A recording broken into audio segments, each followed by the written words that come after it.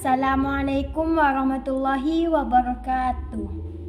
Perkenalkan, nama saya Aminatul Zahra sebagai moderator. Di sini saya akan mempresentasikan tentang kehidupan ekonomi Indonesia pada masa demokrasi liberal. Persilakan pemateri 1. Assalamualaikum warahmatullahi wabarakatuh. Perkenalkan, nama saya Aulia Putri sebagai pemateri 1.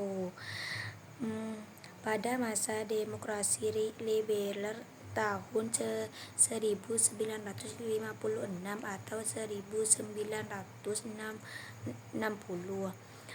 perkembangan di ekonomi menunjukkan produktivitas yang sangat rendah karena adanya kerusakan parah yang terjadi pada masa pendudukan Jepang dan masa revolusi nasional. Adanya proses rehabilitas pertama pada bidang perkebunan menunjukkan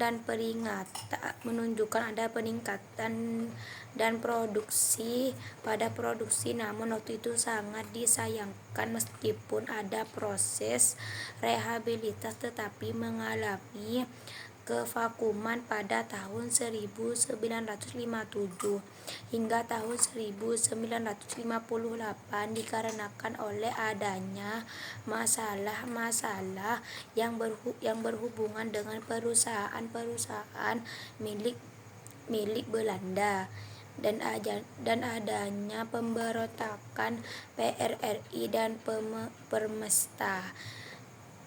Cukup. Persilakan pemateri 2. Assalamualaikum warahmatullahi wabarakatuh. Perkenalkan, nama saya Vanessa Octavia.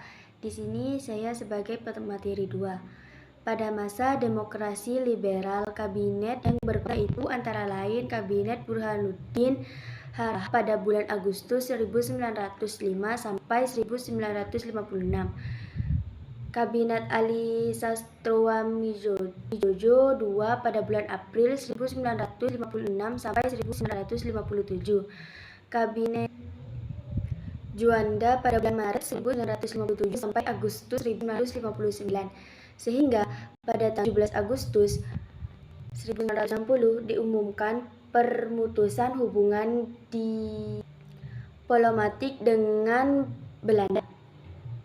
Dalam konteks perkembangan moneter dalam negeri dilihat yaitu menjolaknya jumlah uang yang beredar dari masa-masa. Perekonomian Indonesia memasuki milenium ketiga volume pertama.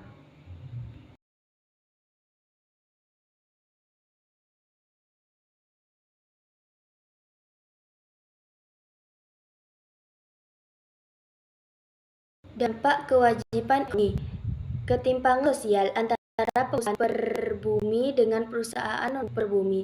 Program Gerakan Banteng mengalami kegagalan karena perusahaan lokal tidak mampu bersaing. Program Sistem Ekonomi Alibaba mengalami kegagalan dan tidak sesuai harapan.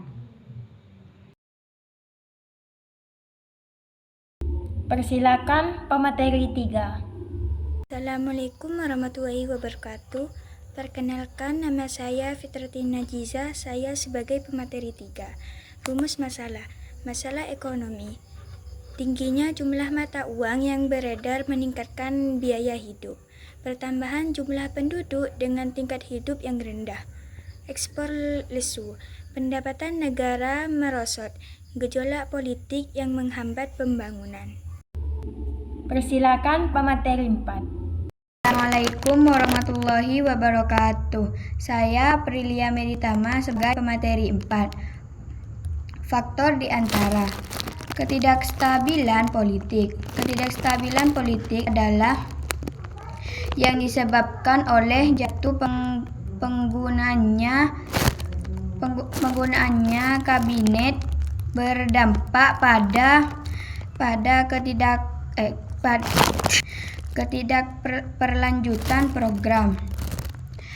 Beban ekonomi dan keuangan yang besar Indonesia menanggung beban ekonomi dan keuangan yang cukup besar setelah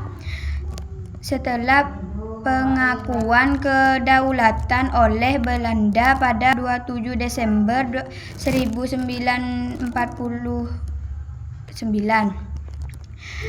Dominasi perdagangan Tionghoa dan perusahaan asing. Aktivitas perekonomian didominasi para pedagang Tionghoa dan banyak perusahaan asing. Perusahaan Indonesia perekonomian yang ditimpa mewariskan perekonomian yang timpang di mana yang berkuasa yang menguasai sumber daya. Cukup sekian. Assalamualaikum warahmatullahi wabarakatuh.